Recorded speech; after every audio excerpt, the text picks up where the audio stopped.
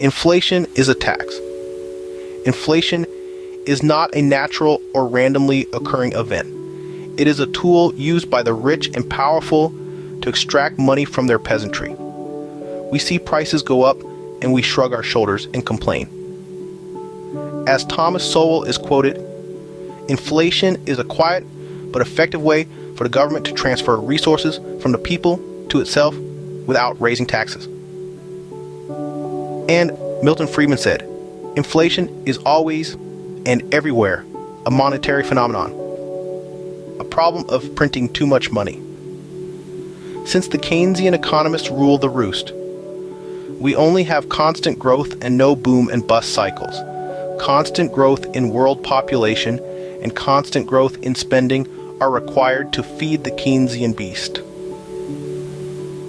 And perhaps inflation is the way that a famine cycle rears its ugly head. This article from Investopedia discusses the dangers of hyperinflation. A more recent example of hyperinflation is Zimbabwe, where from 2007 to 2009, inflation spiraled out of control at an almost unimaginable rate. Zimbabwe's hyperinflation was a result of political changes that led to the seizure and redistribution of agricultural land, which led to foreign capital flight.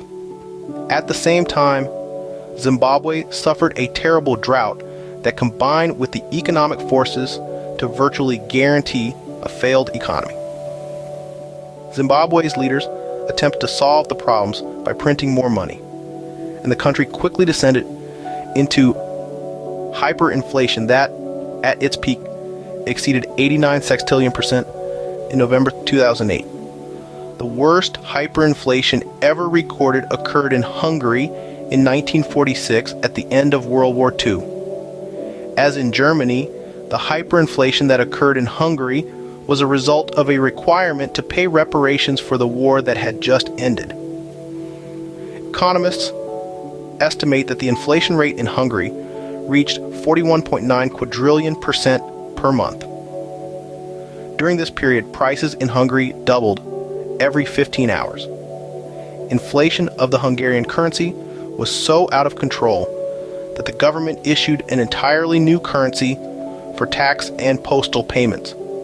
Officials announced the value of even that special use currency on a daily basis due to massive fluctuations.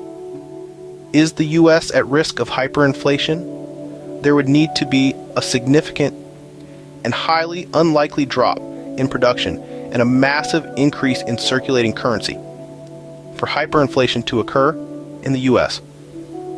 I have little doubt that American muscle will continue to power the U.S. economy. But I will not underestimate the appetites of the tapeworm that is the U.S. Congress. Many countries that experience hyperinflation struggle to overcome the condition. It is likely that the ones experiencing it will continue to do so until changes are made to restore confidence in their government. If hyperinflation does not scare you, then you are a braver soul than I.